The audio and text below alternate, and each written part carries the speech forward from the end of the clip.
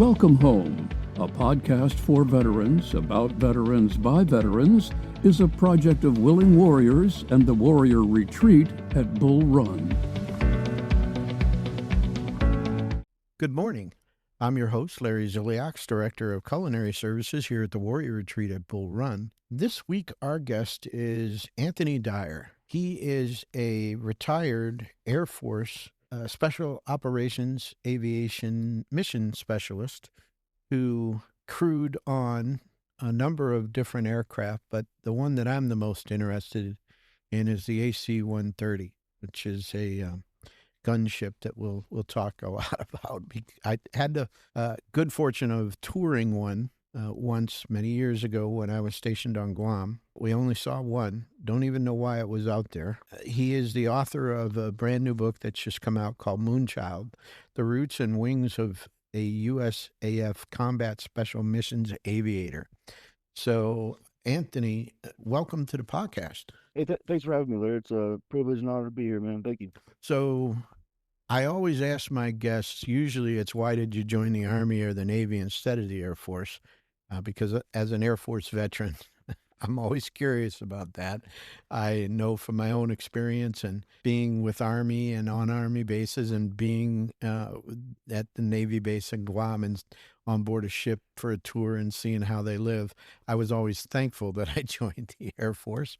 But why did you join the Air Force? Yeah, so I turned 17, ready to turn 18 my last year in high school there, and my dad gave me the typical dad to son talk there, like a lot of us probably had, but it was like you're at this age, it's time to either get a job, go to college, or get out, and I didn't want a 9 to 5, and I definitely didn't want to go to college, and so at first I talked to a Navy recruiter, and he was talking about being on a boat for 6 months, and then I talked to Army recruiter. Then I talked to my dad, and he was in the Air Force for 4 years down at MacDill there. This is way before I was born, but he's told me about the quality of life and honestly the quality of people in the Air Force. And at that point, I know I had a decision to make. And a couple months later, I was on my flight to San Antonio, Texas, there July 18th of 2000 in basic training.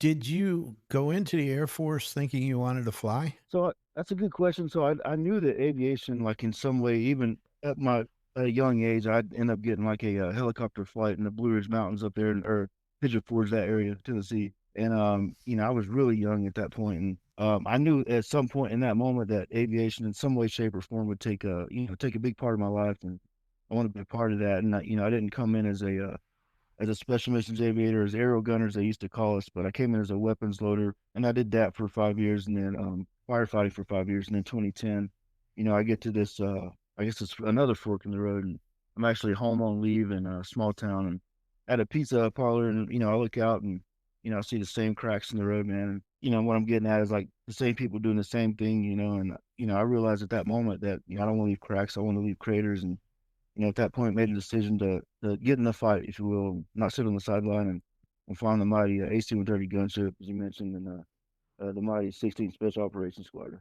Yeah, and so you cross-trained. It sounds like you cross-trained 3 times.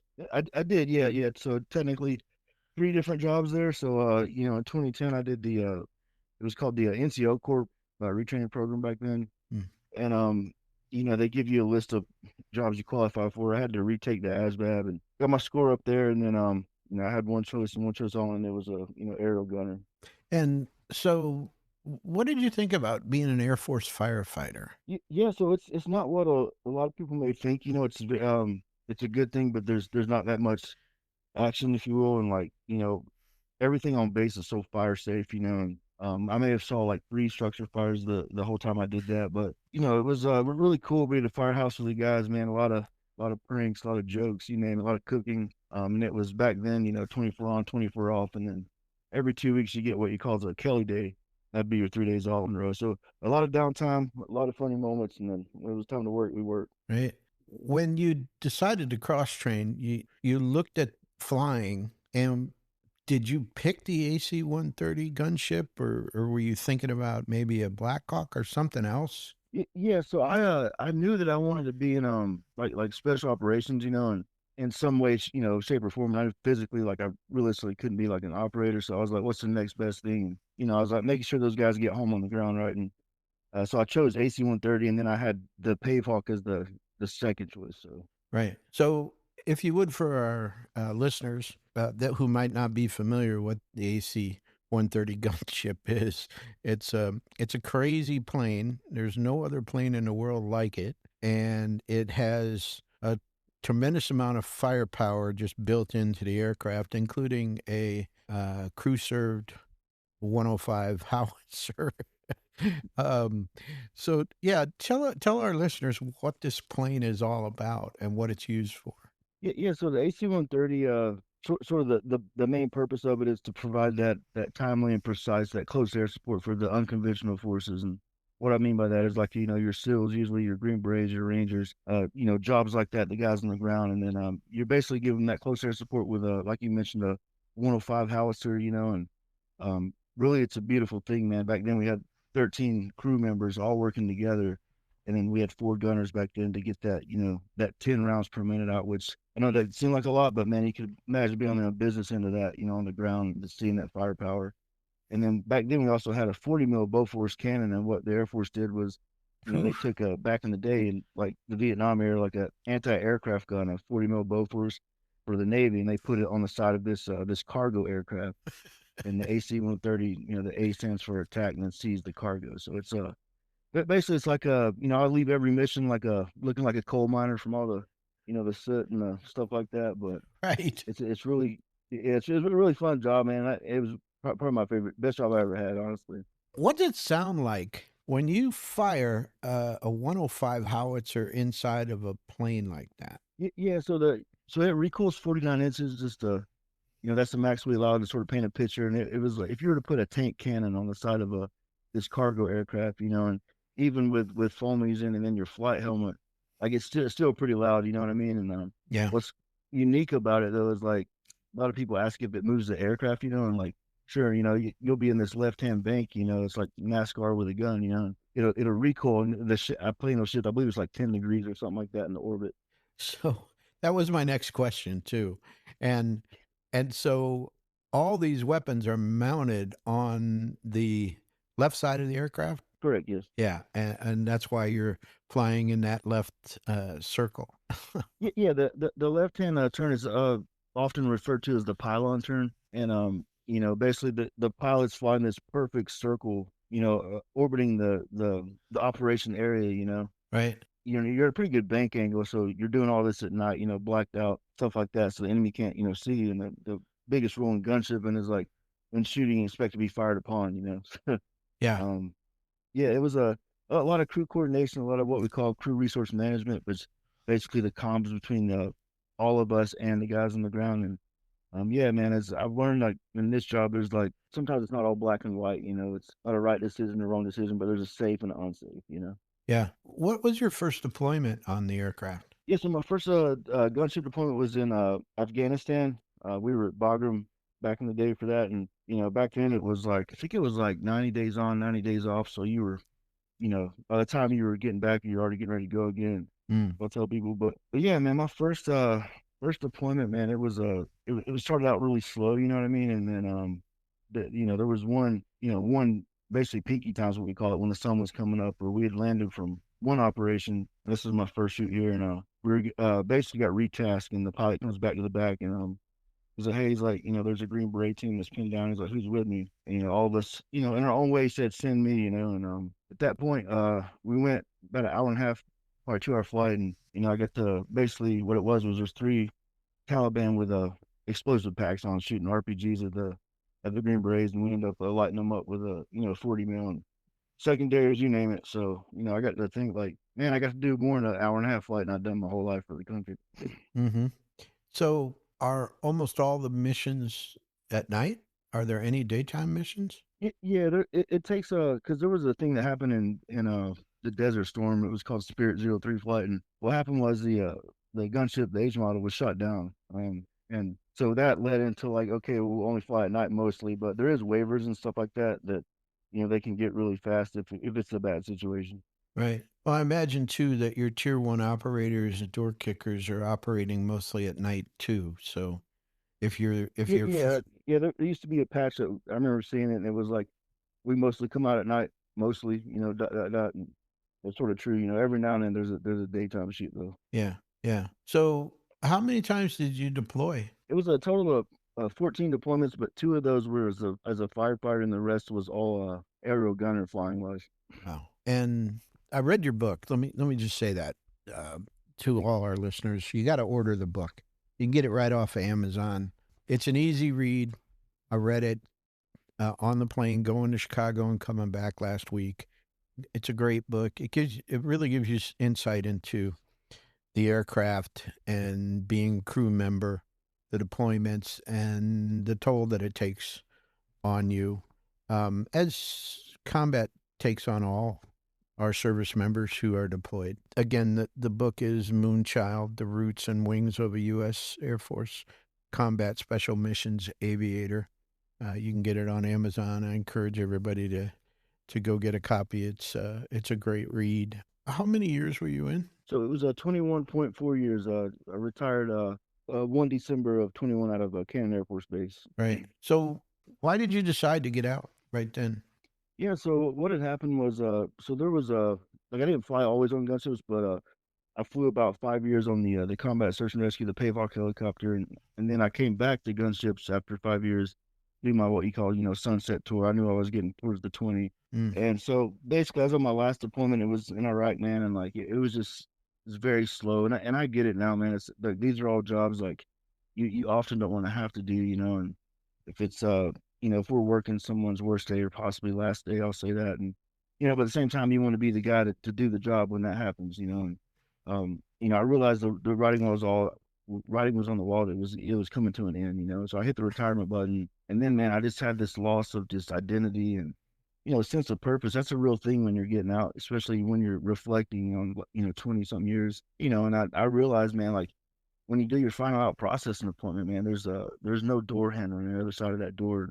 Meaning, you can leave this machine, this Air Force, right? But you can never really get back in, And so I knew it was over, but at the same time, like I struggled with that, and it really developed to be honest with you, drinking problem, man. I was drinking like a pint a night just to go to sleep, and Mm-hmm. my wife, she recognized that, and she's basically the ultimatum of, me and your daughter or the alcohol, right? And thank God, I chose my family, and I'm very glad I did, and I ended up getting a prolonged therapy with like a SOCOM psychiatrist. This was all within my last year, and then once I retired, man, I was hit the ground running to continue my mental health and get seen and stuff like that through the V8. Mm-hmm. Are you still in touch with a lot of guys and gals that you served with? Yeah, I really am, honestly. And this book, man, is really eye opening. Like, I tell people every veteran has a story, and writing to me was very therapeutic. There's different platforms to get these stories out, and part of that prolonged therapy thing I was talking about was you write the story out over and over and over until you're basically comfortable being uncomfortable talking about it, right? And till it doesn't affect you as much as it did, I guess you'd say. And then so she's like, you should tell your story over and over, and I kept saying no. And then, once I got out and the dust did settle, man, I was like, you know what, like maybe someone could get help from this story. If they read this, if one person gets help, then that's a victory. Yeah. Do you find that a lot of your peers also experience the same sort of problems and self-medicated with alcohol or drugs? Oh, 100%. I've received a lot of almost overwhelming amount of just like texts and messages, like, from people saying, hey, but I flew it, right? Like, man, like I've dealt with the same thing, thank you for putting this out there. And what you'll see and what I think would happen would be like a domino effect where people will start venting these stories out, bleeding them on the page and just try to make sense of all this, 2 decades of war that ended not too long ago and etc. If I remember correctly, you were still active duty when you self-identified that you had a drinking problem. Is that right?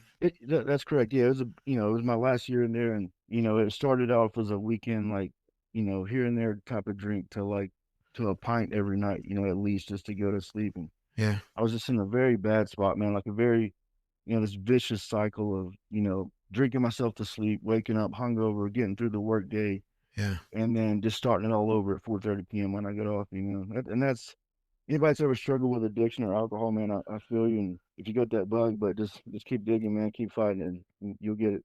So How did your command treat you when you went to them and said, "Hey, I have a problem. I need help"? Yeah, that's one thing I would say, especially in recent, years, is USOCOM and AFSOC, all these units. There's this thing called the preservation of the force and family, and with that become, you get there's like a physical therapist, usually a trainer, and then like a psychiatrist, and they were really open about it, and they wanted me to get seen and get better, there was never an issue of like, being on a flight schedule or anything like that. They just wanted me to get to my appointments and, get better. And so you were on restricted duty. What did they have you doing other than getting better? Yeah, so there was like plans and tactics, different exercises coming up, sort of the planning part of that, more admin type paperwork, I guess you would call it. Right. Um, and still, basically in a way mentoring still the younger guys, like maybe recognizing that, hey, if this person gets help, the next person may get help, and to see it in like the domino effect.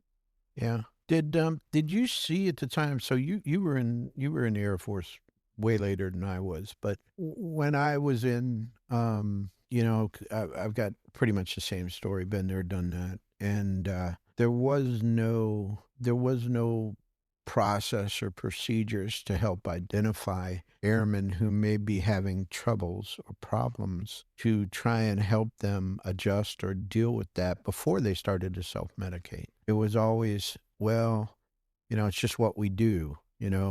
It's, when I was on Guam back in the late 70s, a bottle of Ron Rico rum was like $1.35.